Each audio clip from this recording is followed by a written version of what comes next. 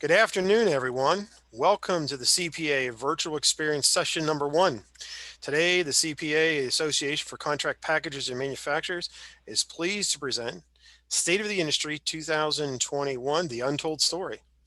Today's session will dig a little deeper into the soon-to-be launched CPA State of the Industry report.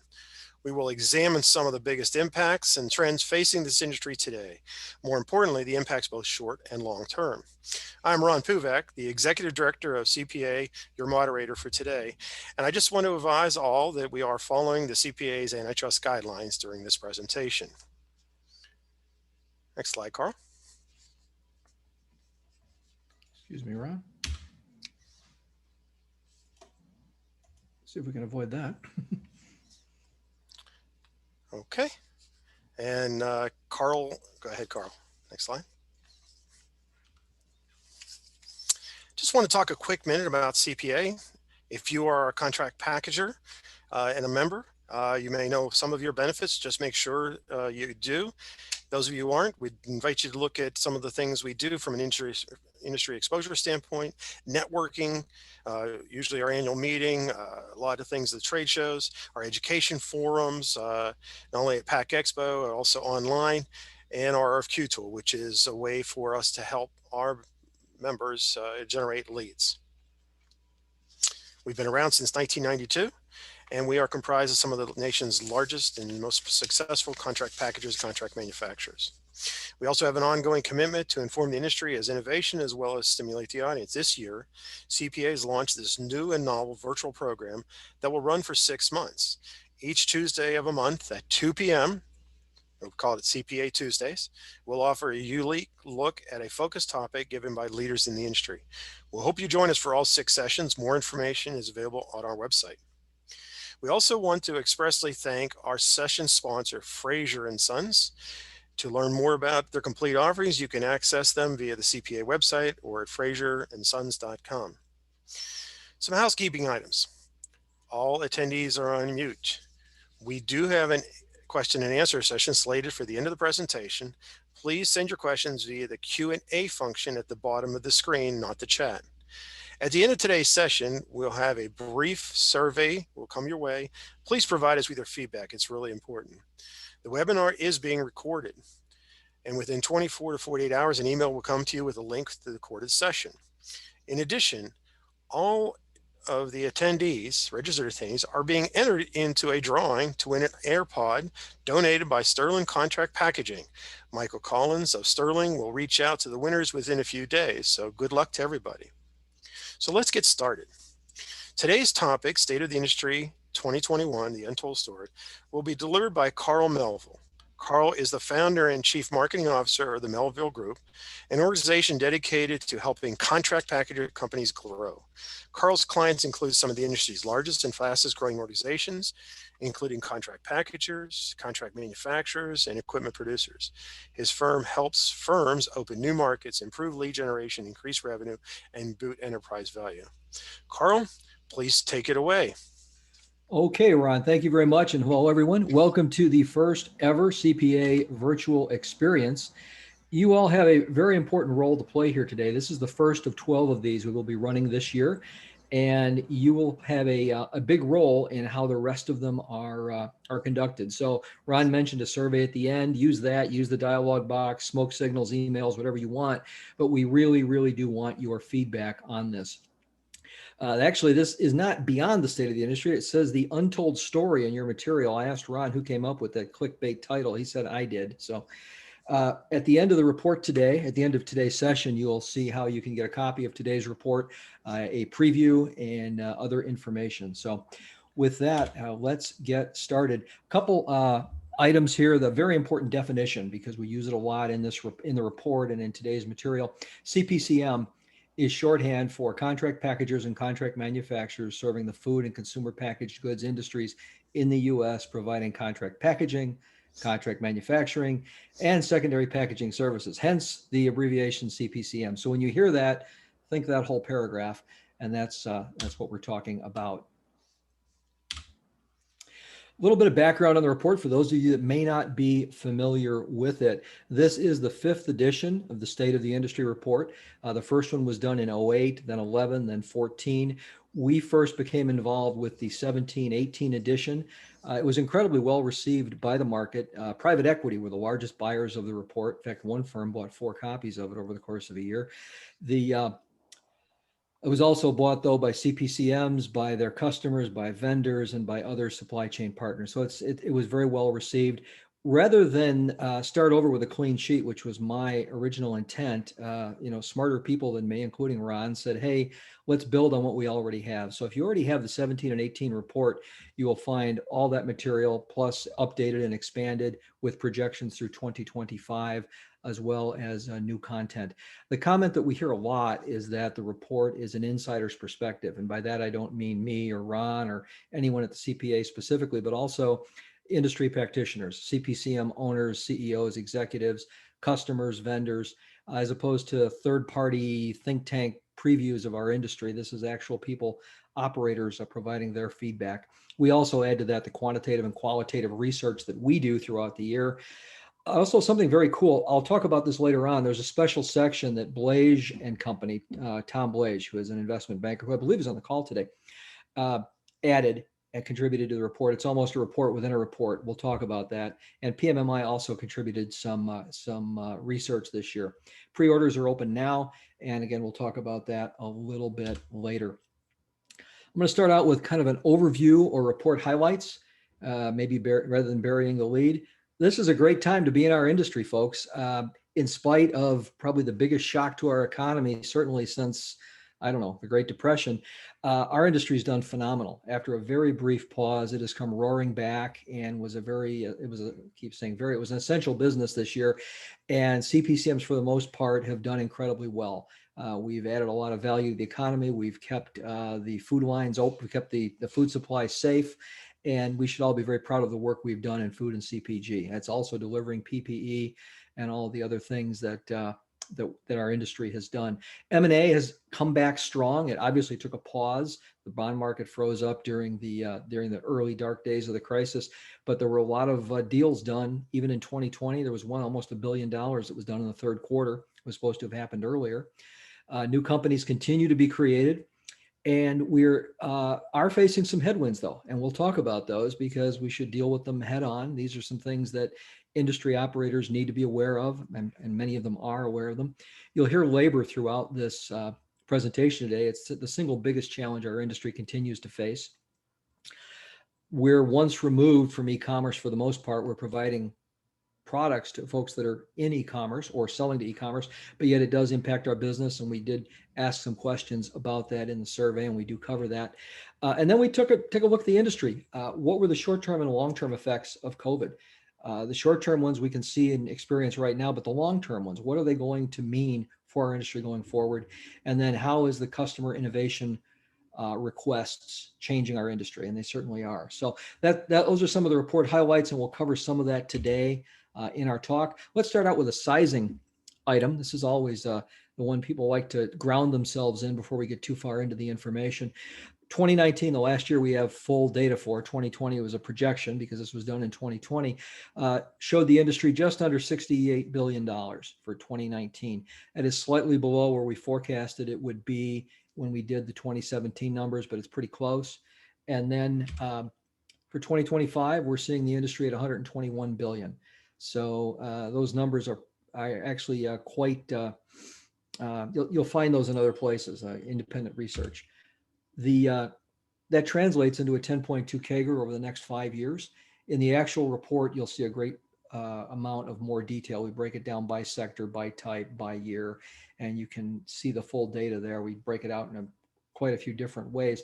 But the top line is a 10.2 CAGR. Now, that is slower. If those of you that bought the 2014 report and or the 2017 report will note that the number is lower. I think it was 12.44 in the 2017 edition. So it is slowed slightly, but it is still growing significantly faster than the industry that it serves. So if that's true, how much room is there for growth? Well, quite a bit, actually.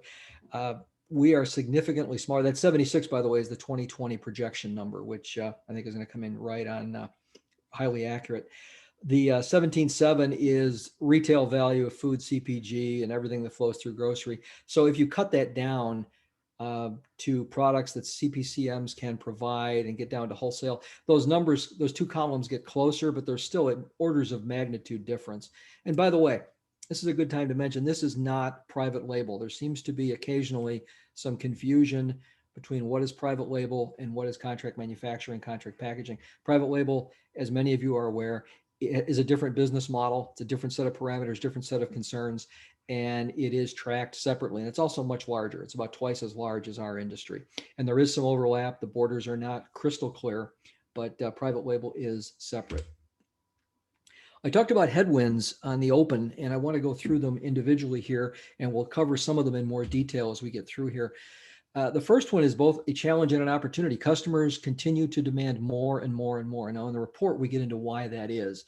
Budget cuttings, changes that are going on in the legacy food companies, the small upstart firms that are looking for a more expansive suite of services. But all of that produces both opportunity and challenge. And the biggest challenge is not just how to serve that, but how do you serve that without adding to your cost structure? Because as many of you know, the kiss of death for a CPCM is to become their customer. And then it becomes almost impossible to add that value. For the first time in my professional lifetime, and probably most people on this webinar today, we are seeing true SKU rationalizations. Never happened before. There's been attempts to reduce SKUs, but they've never really amounted to much. FMI has talked about this several times, where individual grocers would try to do rationalizations, or individual food companies, but it's never really amounted to much. The COVID pandemic forced significant SKU rationalizations. We'll talk about those a little bit later on, but the net effect is, in the short term, what does that mean? Now, a lot of these are what I call long tail SKUs. So you take a popular cookie brand where the top 5 SKUs account for 80% of the volume, and then you might have 50 SKUs in this long tail of all of these incremental brand extensions. Those are the products that are typically in the CPCM channel for production, and a lot of those have been cut. So what does that mean for our industry? Is it lost business? Yes, it is. But is it necessarily a bad thing? Well, we'll talk about that a little bit, but it's definitely a potential headwind. Repatriation rates. We have been the beneficiary of a tremendous amount of new business. CPCMs have a lot of new projects that flowed in as a result of COVID this year, but a lot of those projects are eventually going to be brought back into the food companies from whence they came. What are those repatriation rates? Nobody knows yet, but it's certainly a headwind that we need to keep an eye on. This is a big one. Mike Richmond is an outside advisor to the CPA, and also Ron Puvak, our executive director, whom you heard from, have been talking about this for years. And I kept saying, guys, the data just isn't there. When I talk to CPCMs, there is not a lot of concern about this. And they say their customers aren't that concerned about it at the supply chain level. This has changed. I have a whole slide on this, so I'll talk more about it later, but it is a big change, and we'll come back and talk about it.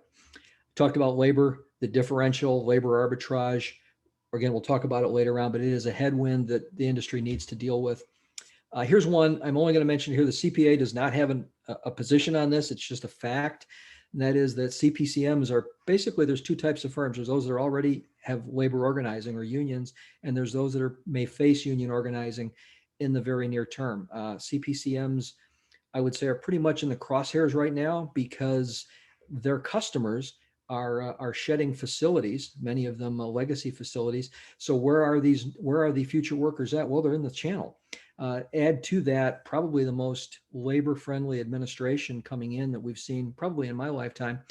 And what you have is an opportunity for some ascendancy here. And again, that may or may not be a problem for your organization, but if it is, it's something you should be aware of. One of the things that we do is we do education and avoidance work in my practice, and we did as many last year as we did in the previous 6 years. So it's definitely growing, and we will see more of it. Again, may or may not be an issue, but if it is, you should be aware of it as a headwind. That's all we're going to talk about that today. Margin pressures are intensifying. I have yet to hear the first CPCM tell me how wonderful their margins are and how great life is. So it's a bit like farmers on this item. But in fact, there are increased margin pressures. A lot of the one of the things we heard repeatedly is that the hero pay and some of the other temporary incentives have long since gone away, and that they're under CPCMs are under increasing pressure to bring costs back in line now that we've hit this new normal in this. I won't call it a post-COVID period, but this active COVID period. So what about growth? Well, I talked about a 10.2% overall. We polled folks during this survey, and what we found is rates that were all over the place. Now we bracket them here into broad categories. We don't go on to too much information. We don't do it in the report either for competitive reasons, but no CPCM is going to tell you exactly where they fall, but they are willing to report within ranges. And as you can see, between 18 and 19, growth was all over the place. The average was right around 12, but about 20% of firms had flat revenues. I mean, just they're either shrinking or not growing. And then some of them, both big and small, have phenomenal growth rates. Most of the others somewhere in between. And this is consistent with what we saw in 17 and in 18.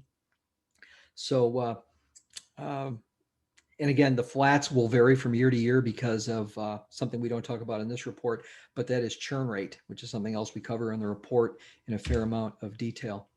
Customer engagement models. This has been covered by the report since 2008, long before we were involved in it.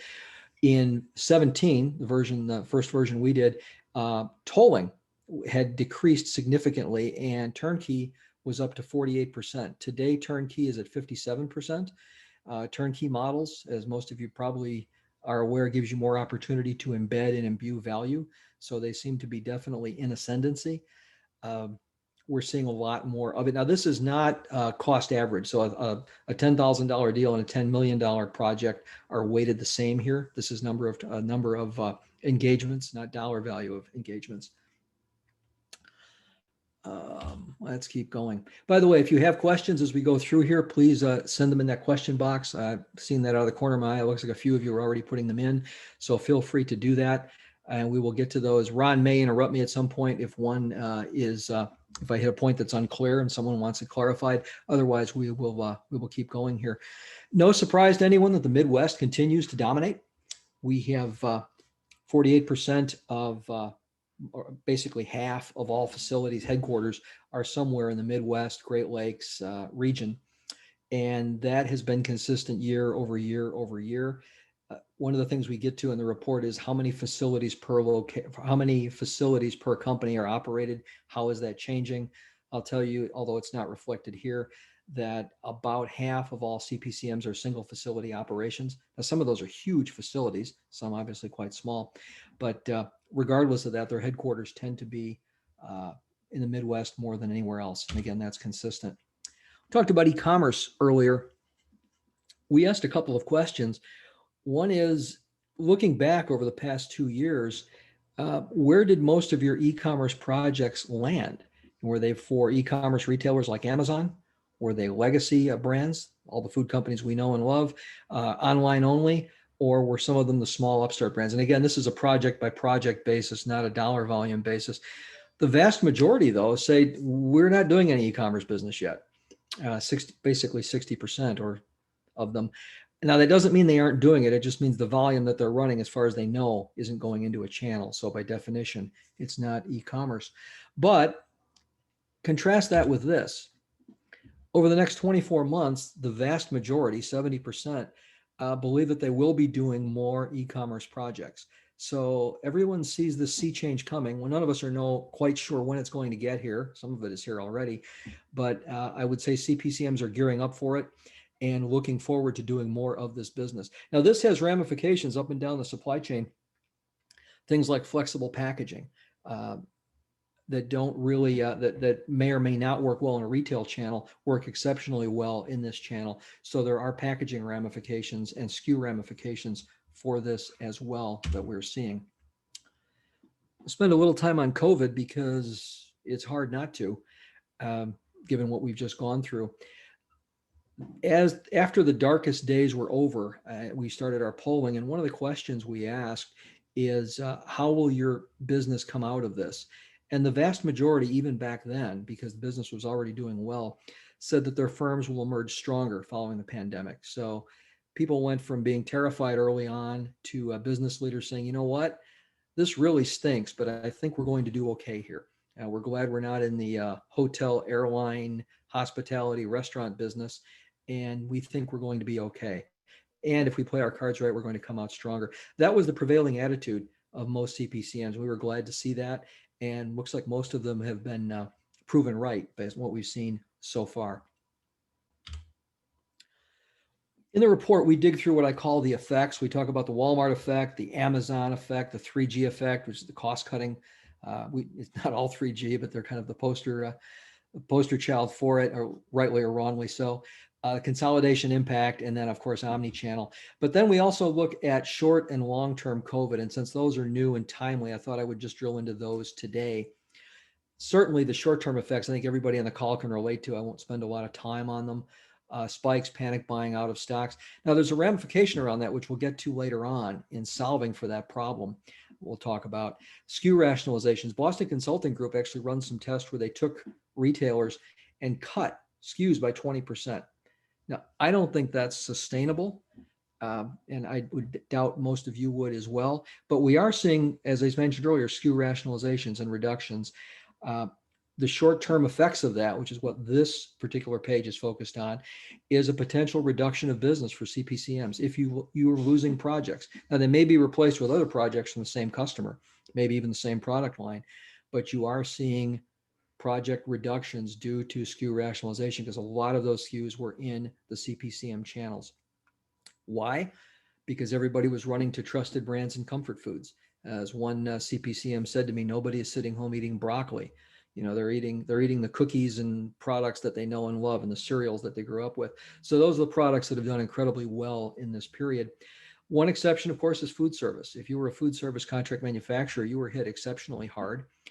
That's coming back. I live here in California. The restaurants are probably never going to open out here. We've pretty much given up on it. But in a lot of the country is starting to open up again. Food service is coming back. But what happened here is a lot of these guys that we spoke to pivoted early on. Again, CPCMs are smart, resourceful business people, and they found other projects with current or new customers where they could utilize those assets and keep going, even though their core business, food service, was on a temporary hiatus. All of this was many of the new projects and increased volumes that we saw as a result of COVID. One of the things that did take a back seat, though, and we heard this repeatedly, is product innovation, package innovation. Nobody wanted to talk about it. If there was a project involving this, it was backburnered. If it didn't involve getting stuff out the door, these things tended to drop to the bottom, at least for a while. Now we're already seeing that change. I did an innovation show last week for a client, but you definitely saw a huge pause in this during 2020. So what are some of the long-term effects that we saw in the report? Well, uh, most CPCMs, and I agree with this, by the way, based on our research, but most of them believe that this repatriation, while it may happen, is going to happen slowly, and a lot of this product may not come back. So a lot of the projects that were liberated, for lack of a better term, into the CPCM channel may not be going back into those legacy food facilities. And that's good for our industry. In fact, it's excellent for our industry and excellent for CPCMs. So we don't see a lot of that volume going back. Some definitely will, but it's very, very good for our long-term growth.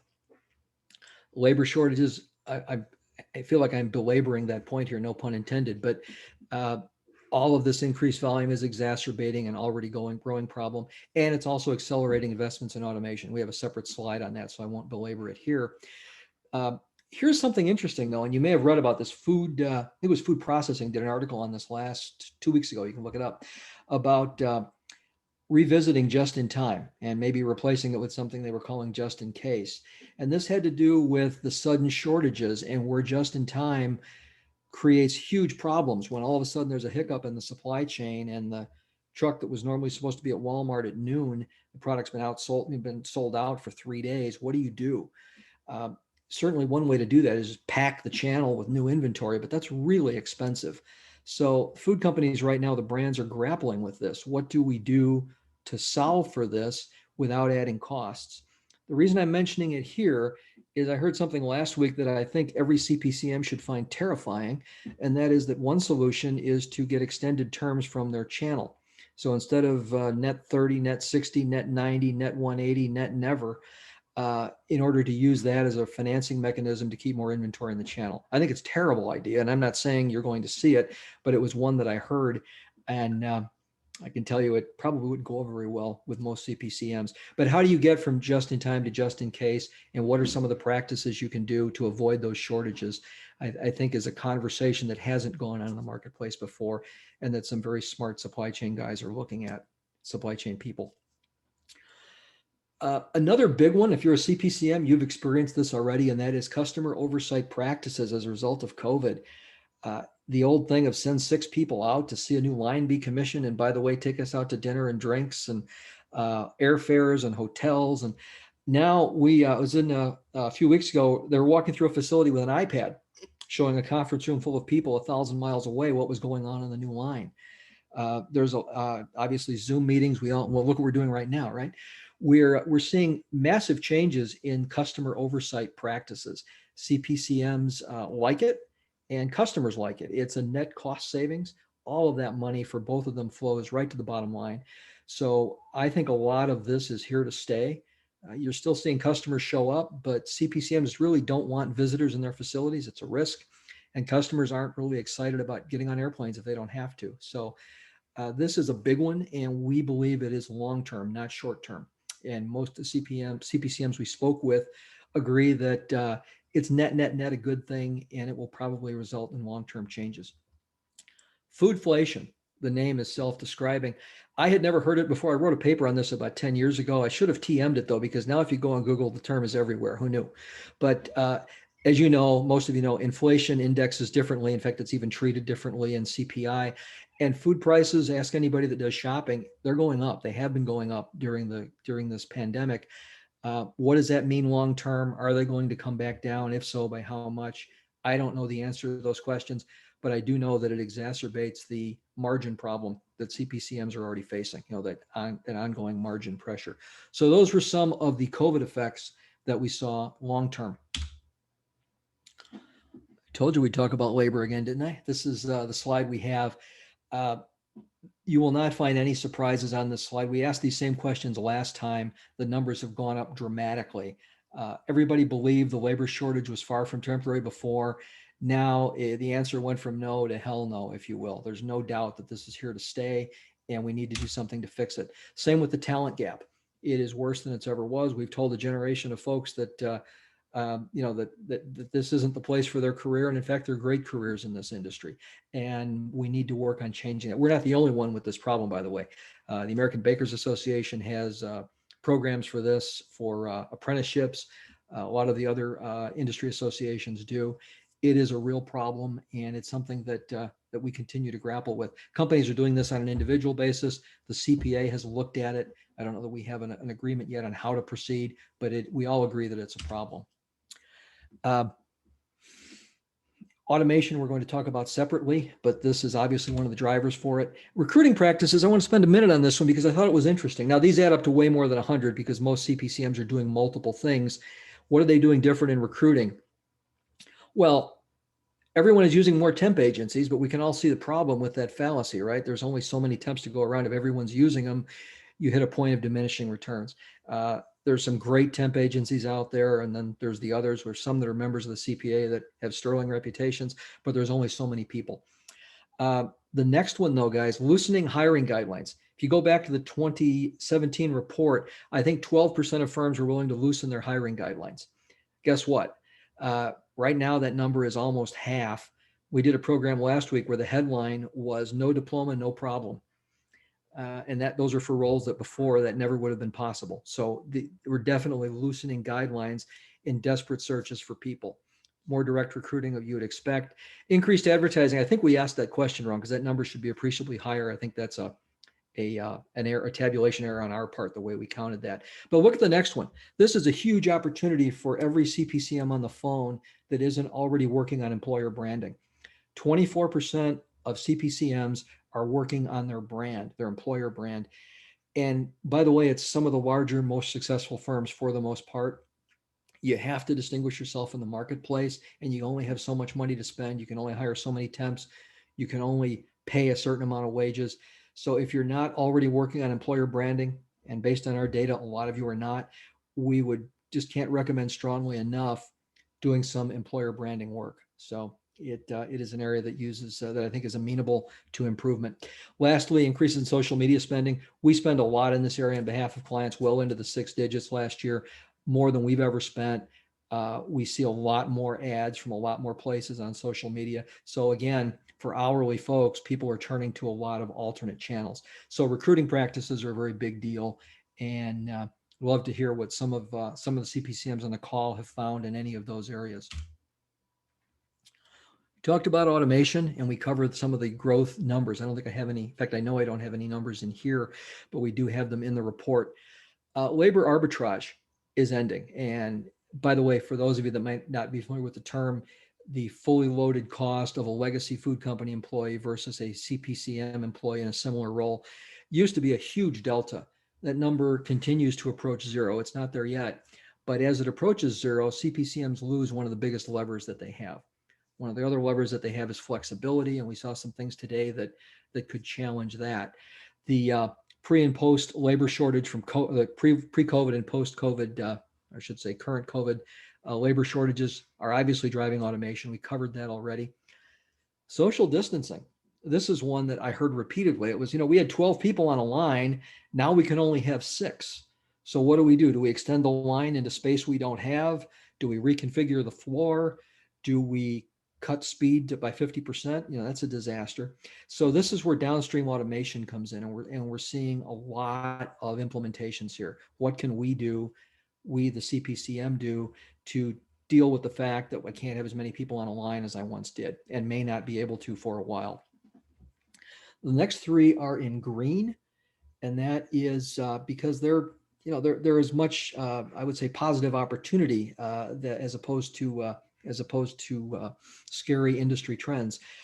Customer pressures. Customers want more things. That's never a bad thing. If you can't deliver them, it can be a problem. And that is driving automation. The equipment flexibility. Those of you that I'm looking forward to the next PAC Expo. I certainly missed the last one not having it. You look around at what machines are getting all the attention. It isn't the ones you turn on forever and let run. It is the ones with high speed changeover, flexibility, easy wash down. Those are the things that really work well in a CPCM environment. And as that flexibility increases, programmability, that is playing really well for CPCMs, and they're investing in this. We'll have an equipment slide here in a few minutes to talk more about that. And of course, adaptable and programmable robotics. Not only are they getting smarter, they're getting cheaper. So they're getting smarter and cheaper, and they're better in a rapid change environment than they were in the past. Getting a robot that does the same thing all the time doesn't work well in a CPCM environment. And the changes in technology here have been a boon for CPCMs, and we're seeing more and more investment in this area. We talked about sustainability earlier. This was a sea change. This was a really big deal. I mentioned Mike Richmond and Ron saying, this is a deal, this is important, this is important. We just weren't seeing it in the data. But that changed this time around. We heard repeatedly from CPCMs that customers are looking up into their supply chains. They're asking hard questions. They've added questions about sustainability to their ethical sourcing audits. Some of you may have run into this already in your ethical sourcing audits, asking questions about sustainability. What are you doing? What are you planning on doing? How are you handling this? How are you handling wastewater? What are you doing differently? So we're seeing a lot in that regard than we have not in the past. Some CPCMs that I spoke to, big and small alike, view this as a differentiation factor. They can't wait to tell you how green they are and why that matters, and why that's good for their customers. So that's something new. I mean, it was typically, when I say new, let me clarify. This was a check the box item in 17, 18. It's way beyond that now. It's an item that is getting investment and attention. The 2 biggest categories, and we cover these in the report, zero landfill, or the movement towards zero landfill. How close can we get on a facility by facility basis? And obviously energy use. We don't hear anything about carbon footprint, although that may change with the change that is coming in the next couple of years. With the green energy changes that are coming, we may see more than we see today. Now, one of the problems, though, and CPCMs on the phone can echo this, is it's difficult for a CPCM who doesn't have a market facing to get, where consumer kudos matter. I mean, Starbucks loves to tell folks what a great job they do, and their customers love to hear it, and that's all good. CPCMs don't have that. The only people they can tell it to are their customers. So cost neutrality or cost positive is always a goal, and it isn't always attainable. That's where customer co-investment comes in. Greenwashers need to be careful, though. They always needed to be careful, but I would say even more so in this era, because customers now are, as I said, are paying closer attention to this. And the numbers bear this out, by the way. Take a look to the right. Again, about 70%, exactly 70% uh, agree that this is going to continue to become ever more important in the years ahead. So that's a bit on supply chain sustainability. And looking forward to your comments on that as well. The 360-degree innovation, we talk about this in the report. We talked about it last time. These are the ways that CPCMs innovate, certainly at the product level, at the packaging level, materials innovation, equipment innovation, formulation, business process, financial innovation. These are all the areas where CPCMs can bring new value to customers. The question, though, is do customers value it? How do they value it? And how do they weigh those valuations? So we asked the question. This is what customers were telling us. Above and beyond more than anything else, they value process innovation. How can you do better than what I can do myself, either on a cost, quality, or volume, speed to market basis? What can you do for me on process innovation? Beyond that, product innovation. What can you do for me? Followed, of course, by your equipment base. How is that going to help me do what I can't do today or do it more efficiently? After that, things drop off in packaging materials business and finally financial. But this is how brands say, and if there's any brands on the phone or on the call, we'd like their feedback. But this is what we were hearing, that this is how they value the innovation that CPCMs are bringing forward. So if you are a CPCM and you're wondering where to add value, this is what the market is telling us. So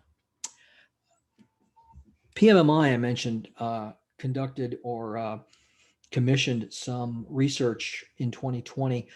As you know, equipment is a very big part of their business. For example, the Pack Expo show. So they said, what are CPCMs buying and how much of it are they buying? Well, in contrast to their legacy food customers, they're buying a lot. The numbers that came back, and I don't have the detail on this because this was PMMI data, but the top line says that there's going to be a 25% increase in spending over the next 36 months, and 11% just over the next 18. And here's where that money is going to be spent. So you can see the breakdown there on the right. And a lot of it is downstream, but there's a lot, in fact, most of it is downstream, as you might imagine, since it's PMMI. But there's a lot of money flowing into new equipment to and again, a lot of it goes back to the innovation drive we were speaking of. The only one here that surprises me, and I wonder if you guys have some thoughts on this, form fill seal at 7.9%, I thought would be a much larger item. And in the limited work we've done in this area, it was much more prevalent, but this is their data, and it's certainly one very valid view. I think the numbers are solid. That's just the one that surprised me was the form fill seal number I thought was low. But this is where the equipment growth is. One item on here, and I never fail to mention it. There are equipment companies out there that know how to sell the CPCMs, and they are cleaning up. If you're a equipment manufacturer and you don't feel you're getting your fair share of CPCM business, you might want to look at your value propositions because they look at purchases differently than legacy brands do. And the ones that get that are doing incredibly well in this area. So that's a little bit from the PMMI piece. And there's more data in the report from PMMI than we have here. I just put in one slide. Mergers and acquisitions, as I mentioned, are coming back strong, but they really hit the skids. When we asked these questions, what is your current interest in M&A opportunity? It was somewhere between no and hell no. And then the likelihood of an M&A transaction, if I could paraphrase, basically was a square root of zero, was the short version of that. Most said that's not going to happen. That's not even their focus this year. That was very temporary though, because that's changing and coming back. I mentioned Blasian Company at the beginning. I want to spend a little bit on this because it's really important. Tom Blage of Blage and Company. He's an investment banker. His firm specializes in several sectors, including CPCMs, and he's outstanding. He did an entire section. It's almost a report within a report, and it's inside this the current SOIR report. So when you buy it, you get this report included in it, and it's outstanding. He takes what we did last time and it completely blows it out. We left very little of our original material in because his was so much more pervasive. He talks about the activity in the industry. Then he dives into some specific deals that happened in 19 and 20 and gives you details you wouldn't get anywhere else. He then talks about how you value a CPCM. So I don't care if you're looking to buy one or sell one, it's a really good primer on how to value these businesses. He then talks about it from a financial and strategic buyer's perspective, and it's actually a bit of a humorous section as well as informative. I liked it. I thought it was well done. And then how to sell your business. Again, if you're a CPCM or you're an investor, independent or private equity, Tom has some insights in here that I think you would find really, really valuable. So that's his section. It's in the report. It automatically comes with the report. And I think you'll find that I pulled out one slide from his material, from his section, and made a slide out of it rather. This does not include 2020. That line would be even larger. This is how much sidelined capital or dry powder is out there. And as you know, in 2020, trillions of new dollars flowed into the economy, and a lot of it ended up here, and a lot of it is sitting on the sidelines. So if you're a CPCM and you are looking to capitalize on this, now would not be a bad time to get in touch with Tom and to get an assessment of your business. He is actually doing, let me ask Ron a question here. Give me a chance to quit talking for a minute. When is Tom doing his session, Ron? I'm having trouble hearing you. Carl, Tom is scheduled in our June session. He'll be a panel discussion and then on June. Okay, great. Thank you. I would encourage everyone to sign up for that at their first. By the way, that was my iWatch. My Apple Watch has just started talking to me. I apologize. It was next to the microphone. So if you heard something, that was it. The Tom will be, as Ron said, will be here in June, and I would really encourage you to check that out. And again, this is a complete section built into the report. How are we doing on time? We're doing okay. Let's bring this in for a soft landing and hopefully have some time for some Q&A. Very brief summary, guys. This is a dynamic growing industry that has not changed. Given what we've gone through as an industry, most CPCMs are quite happy with where we ended up compared to where we thought we might be in the darkest days of March. The next 5 years look extremely bright. Contrast with our legacy customers, we're opening new facilities, both brown and greenfield, at a significant clip. You're seeing new money going into real estate, plant, and equipment. You just don't see much of that on the legacy food company side. M&A money continues to pour in, as evidenced by that slide of Tom's you just saw. Brands are continuing to demand new things from their CPCMs. I think this is a great opportunity, and CPCMs are rising to the occasion. They're looking for ways to add new value and to differentiate themselves. We see that trend continuing. Automation growth is going to help solve the labor problem. We're a very creative industry, and we will solve the labor problem, both the cost and the availability problem. And automation is one way to do it. It is a problem, but I know we will overcome it. And most CPCMs are quite bullish on their long-term ability to do so. And lastly, we took a look at short and long-term impacts, and I don't feel the need to recap those here. So that is the summary of the report. If you would like to purchase the report, which, by the way, members are on the phone, do get the report at half price, or can purchase it at contractpackagingreport.com. You can also download a table of contents and a preview. The report is about to go into final legal review, and it will be available very shortly. The table of contents, I think, is available now or will be in the next 24 hours. If you have any questions on any of this, you can certainly reach out to Ron at the CPA website. My email is in the lower right-hand corner. And with that, I'll open it up to any questions if we have any. Thank you for your time today. Ron? Thank you, Carl. Awesome job. Carl, we got a few questions that did pop through. One of the first ones is talking about the segmentation of the business in co-man and co-pack. What do you see as the strongest segments or sectors in the co-man co-pack space, either through 2020, through into 2021, or historically, whichever way you want to address it? You mean by product category? Yeah, the segments, market segments. You can do it by market segment. Which is the strongest one? Is it food, beverage? Is it household chemicals? Things like that, I guess, is what we're talking about. Well, CPG is growing slightly.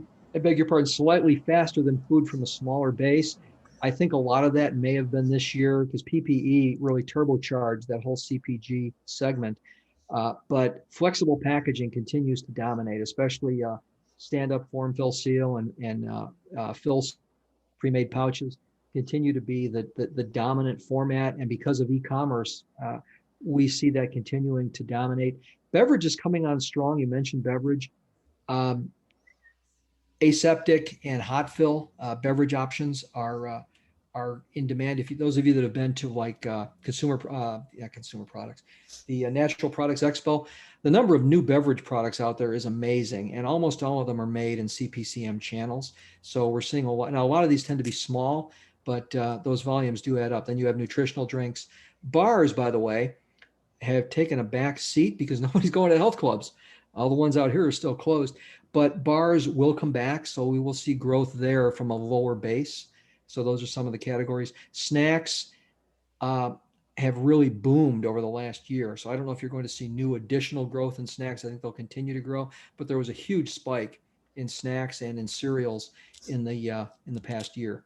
Is that Yeah, I think that's is that good. right? Thank you. Um, the market numbers that you saw, market size numbers, U.S. and North America, or is there something else in there? No, that is North America. And when we talk North America in those numbers, we talk U.S. and Canada. I uh, We don't have Mexico numbers in there. Typically, I think they're around.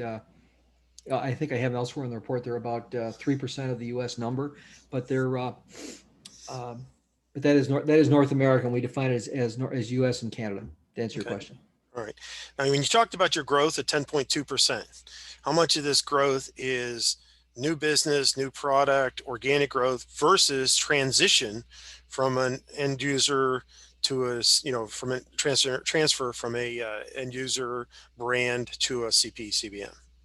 Oh, um, great question. The industry, if you look at most numbers, grew depending on how you measure it, somewhere between 2.5 and 4. And again, that's a big gap. I know between 2.5 and 4.5%, the underlying industry. So about half of that, maybe a little less than half of that, is from just organic growth. Now, in the last year, it was an exception because there was a huge spike because people were sitting home; they couldn't go out to restaurants. But over the long term, about half of that growth comes from industry growth, and the other half is from transference from legacy food companies as they move more and more products into our channel. Did I answer that? Yep, that's good. Okay, great. We're hearing a little bit more talk about APR, end user product responsibility. It's kind of coming to the United States potentially this year in 2021. I think it ties into your sustainability piece. How do you think this will impact co-mans and co-packs? And will they be impacted by this? Well, as you know, they're the tail of a very big dog, and but the answer is yes, it will be because all of a sudden that what some people view as wasteful packaging on some products will have a cost associated with it, and there will be an increased desire to get rid of that. The CPCMs won't be making that decision on their own. That's obviously made for them when they get the product, but their ability to adapt to those equipment changes and format changes will be important to their success. So yeah, we think it will have they have a behavioral change. People respond to incentives. There's nothing new about that. And yes, separately to answer the other part of your question, I absolutely believe this will be a very big deal for all of us, and I know you do as well, Ron. Especially in the next 4 years, because it's going to get much more attention than it's gotten so far, and it will impact all of us. Okay, great. Um, you mentioned growth has slowed since the last report. There's been a little slower growth. Is there any perception of why that growth has slowed, or has the market got larger and the percentages just naturally don't look as big?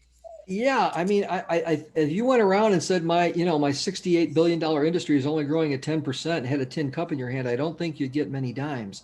We're in a really, really good spot. Yes, it's slowed slightly, but it's still growing incredibly fast. Outside of a petri dish, you don't normally find things growing at those kinds of rates for that long. Certainly, things like e-commerce, that are exploding because they're new. But our industry's been around a long time and it's continuing to experience double-digit growth. I think we should celebrate that. Awesome. Thank you, Carl. I think we've run out of our questions and time for questions, and I want to thank Carl again for presenting today. There's been a lot of work put in the background, a lot of sleepless nights, Carl, I know. Thank you for a great industry look, and the future look very bright. We want to again thank our session sponsors, Fraser and Sons, for sponsoring this particular session. And don't forget, we have the next CPA virtual experience session is Tuesday, February 16th at 2 p.m. Eastern Time. This session will be a CPCM panel discussion. We'll hear from the folks in the industry responding to the COVID-19 pandemic, adapting, learning, and preparing for long-term impact. So it's one you do not want to miss. And again, if you know folks that haven't signed up for this, they can sign up for all 6 sessions and get them all just by signing up now. It is free for CPA members and a nominal charge for anybody else, but we'd love to have you all and join us. And again, thank you all today for being on the phone to start off this, what we look for, an exciting 6 months. Take care and have a good one.